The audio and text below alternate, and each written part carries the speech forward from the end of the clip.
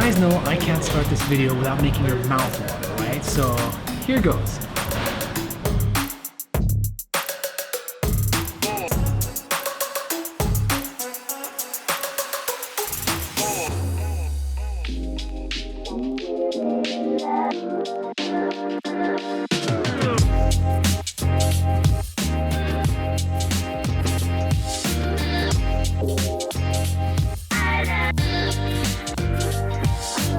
Everyone knows that the birthplace of the modern day pizza is Naples, right? In Italy. Everybody knows that. Now, Dubai has over 400 amazing pizza restaurants. They come in all sorts of shapes and sizes, all sorts of styles. They've cooked in all sorts of different wood, gas, ovens, all sorts of stuff.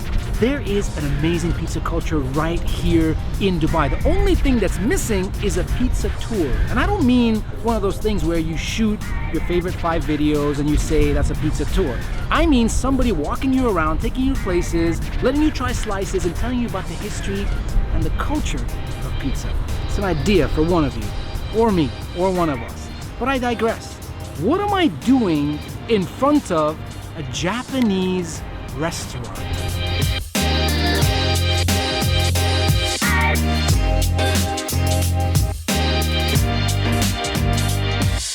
Well, Dubai is also home to dozens of Japanese restaurants. But this Japanese restaurant right here, Akiba Dori at the Dubai Design District, or D3 as we like to call it, is super special. The restaurant actually looks like my favorite part of Tokyo, Akihabara, the otaku, the gaming, the manga district. Super cool. But what's awesome about this Japanese restaurant is that they actually have one of the top 5 pizzas in Dubai. That's my top 5, by the way, right here. This is a New York / Japanese / Italian style wood fire oven baked pizza that is just oh so good. But let's eat because I talked for way too long.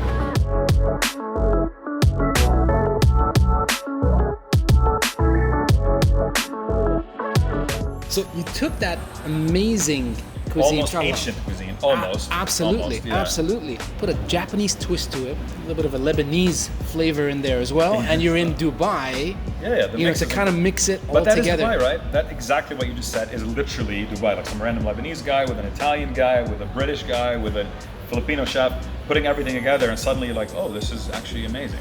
Tell me a little bit about some of the dishes that you love over here that you recommend. We're talking about New York, so we make a New York style pizza, but Japanese Italian style. So it's a Japanese What does flour. that mean? What does that mean? It's a Japanese flour and salt, baked in a Japanese wood-fired oven by Luigi's from Napoli, but it's got like an American vibe to it. How did you concoct that though? Was that done over here? I definitely didn't concoct that at all, actually. So Luigi went to Japan to study with a pizza master. Hold on, an Italian from Naples went to Japan to study crazy. with a pizza master. Yeah, so that's awesome. He came back here and he developed the entire menu. So we started off, he learned one thing, he made like 25 things out of it. He does a monthly special, so that's where the creativity comes in and all the innovation. Superb, yeah. Superb. So this is it, peeps. Pizza right out of the oven. This is the gnocco pizza made by Luigi over here. These burnt bubbles, yeah, it's the way I'm stretching the pizza. So it's a Japanese technique. Oh. So you can check there is some crispy part in the edge and some airy part, you know. Oh. It's waves. Fantastic. So it's like waves, beautiful. Exactly. Amazing, amazing. That's why. So actually in 2004, I had the choice of continuing my master's in New York or moving here. My brother had just gotten a job with Air Arabia, so he was in charge a year before. And my dad says, trust me, this is where you want to be for the next 10 years. So I always say people don't just wake up one day and get into food. How did you get into it? I'd like to say I just woke up one day and thought I'm going to open a Japanese street food concept, but it didn't quite work like that. There was a lot of research that went into it. And when I say research, I mean I just went out to a couple of places. I think the biggest push I got to actually do this was the fact that I heard a lot of complaining from people about other venues that I loved. I'm like, how can someone not like this place? It's like the best food. Because it wasn't just about the food. Suddenly it became about other things. Have music's weird, it's like house, and you're at a Japanese restaurant, it doesn't make sense. Or they do birthday parties and they bring out balloons and confetti, and it's a Japanese restaurant and it's like 500 dirhams a person. It doesn't make sense. Food should be a democracy. It should be open for everybody. No one should have, oh, I need to work for like a year to go to X restaurant once. It shouldn't. For me, I hate that idea. And this is all my businesses have been the same. And so that's how it started. Like, what would I open if I could open anything? It would be something that is comfortable for people before anything else, that I could design in my own way with my designer, obviously, but like something that doesn't look like anything else, and something that I could potentially take overseas. Amazing, amazing. I don't know, I'm used to eating pizza like this. Yeah, me too. Yeah? Me too. Some people do it like this. No. No? It's gotta be like this. It's gotta be like this. You heard it over here. This is the right way? All right, enjoy it together. Thank you. That pepperoni is got a little bit of spiciness to it. But Yeah, it's a bit spicy. the middle of the pizza is like super thin, and that actually felt like less than one bite. So look, I kept the ends, and I love the crust. It's only 190 grams. 190 The grams. entire pizza, yeah?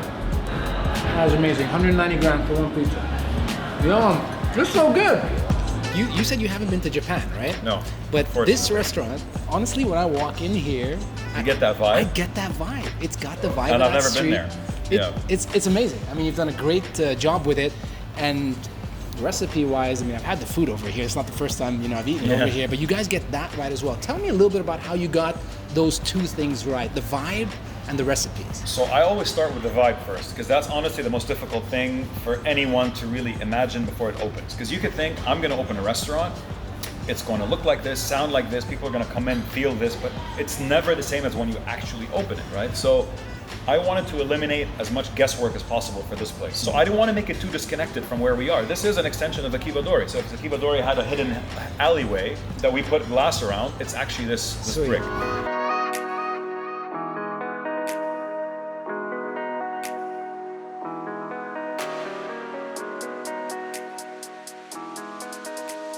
With all humility, and like I'm super humble about it, we make the best chicken katsu curry in the country. Maybe even like comparable to like some of the best in the world.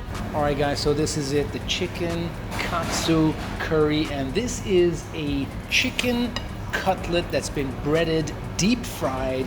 You've got amazing white rice and something which resembles what you may think is an Indian curry. It's not an Indian curry, but it has the texture and the feel of that. All right, I talk a lot. Now it's time to get a piece of this chicken, super crispy on the outside. You want to get a little bit of this sauce right here, and the sauce thickens up if you leave it, so you got to eat it pretty quickly. One of these potatoes right here, and you know me, I always have to have a big bite, so that sauce is just so beautiful. That sauce is different than anything else. It's got a little bit of a sweet tone to it, but it's creamy but without cream. It's amazing. This is fantastic. I love it. This is amazing. Simon was right. This is the kind of thing that if I leave the country, I'll want to come back and have this dish. You guys got to come and try it out. And the best part of being in Dubai is when you go anywhere else in the world, Dubai has like the most diverse palate on the planet. So if people like it here, you can pretty much bet they're going to like it anywhere, which we're seeing now because we're actually expanding and going international. Amazing. When did you come to Dubai, and what has that been like? I've always been this kid who, I never wanted to get a job, really. I just wanted to kind of do my own thing. And I don't know why, I just felt like if this is the place where I can do my own thing. I mean, I looked around, people have done their own thing. And that's why Dubai is where it is today. Because I thought, this is a government run by a person who runs it like a business, who wants the people working on this business to be successful and to branch out and do their own thing. No, you're not stuck in this forever. No, hell yeah, go do your own thing. I'll support you. I felt like the ambition of the city of Dubai matched my ambition, if that makes any sense. So I felt like it matched my kind of way of thought. And also Dubai makes it very easy as a city, as a structure, from every perspective, for you to try something new.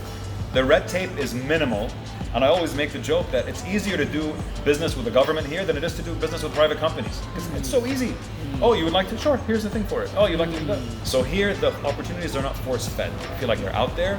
If you hustle, if if you're smart enough, if you're honest enough, if you're ready to put in the work, you can get a lot done here. But Dubai's home.